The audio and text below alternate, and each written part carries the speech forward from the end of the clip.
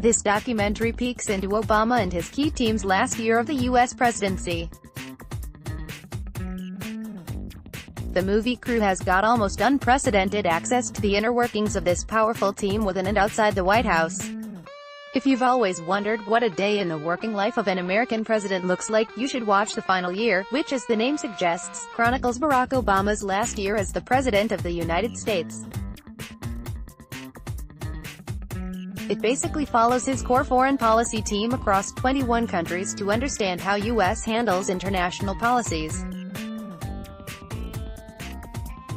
The key players in this documentary, besides Obama, include John Kerry, former U.S. Secretary of State, Samantha Power, former UN Ambassador, and Ben Rhodes, former Deputy National Security Advisor for Strategic Communications, and Susan Rice, National Security Advisor.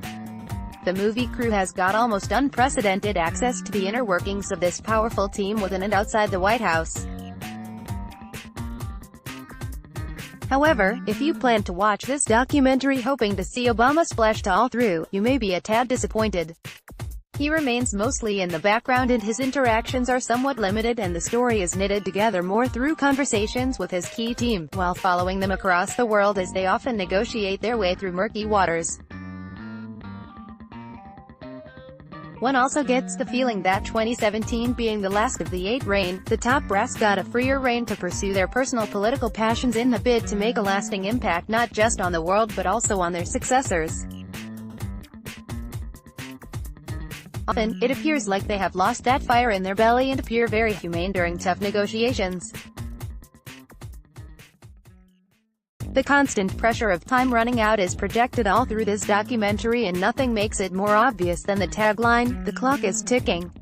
The Final Year has been directed by award-winning director Greg Barker, and it appears to be an attempt on the part of the Obama team to make America good before handing it over to President Donald Trump.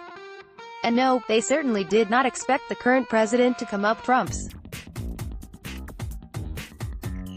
In fact, in a surprise revelation, you can sense the initial excitement over Hillary Clinton's campaign gaining momentum. In fact, Samantha Power and Ben Rhodes seem the most enthusiastic as all plans were put on hold on the election results.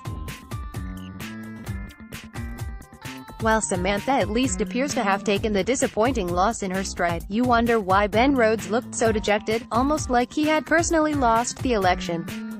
Of course, there was speculation at that time that if Hillary had won, Rhodes would have won a plum assignment, and while he doesn't deny it, he diplomatically concedes to being open to opportunities when interviewed for this documentary. You also realize that unlike the political dramas like House of Cards and Madam Secretary, where political personalities are often impeccably turned out and look fresh even after a 20-hour workday, it is clearly not the case in a real-life scenario.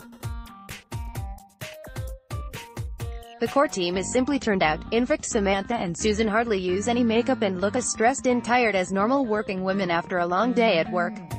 End of.